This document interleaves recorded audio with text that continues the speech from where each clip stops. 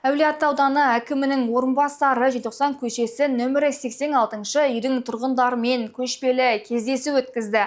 Айта кетейік, бұл аула жай ғана аула емес. Бұған дейін тұрғындар аула тазалығы мен абаттандыру жұмыстарын жоғары деңгейде ұйымдастырғаны үшін үлгілі аула номинациясының жеңімпазы атанған.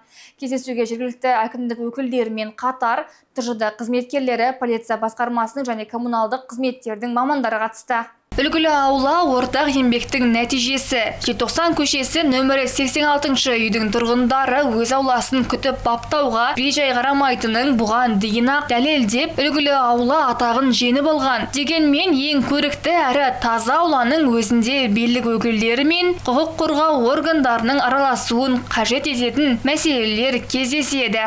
Қазір 1-шілден бастап абаттандыру қағидасына сәйкес әр тұрғын жеке секторда алып қалайтын болсақ, өзінің территориясына 5 метрге дейінгі аралықты тазалық жұмыстарын қадағалап, сақтап отыру міндетті.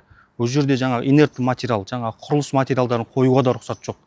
Қойды, алды, егер де уақытша құрылыс жүргізіліп жатса, күнделікті шыққан құрылыс қалдықтарын алып отыру керек. Кездесуде көтерілген басты мәселелердің бірі түнгі тыныштықтың бұзылуы. Тұрғындардың айтуынша, маңайдағы көңіл көтеру орындарынан шығатын шу қала тұрғындарының тынығуына кедергі келтіруде. Полиция қызметкерлері бұл мәселені ерекше бақылауға алып, түнгі уақытта аталған аумақтағы патрульдік жұмыстарды күшейтетіндерін жеткізді. Президентіміздің саясаты, білесіздер өздеріңіз, кәсіпкерлерге тиіспеңдер деген саясат бар. Кәсіпкерлер қазір салық төлеп жатыр, адам жұмыспен қамтып жатыр. Ол кісі неғып айтып отыр?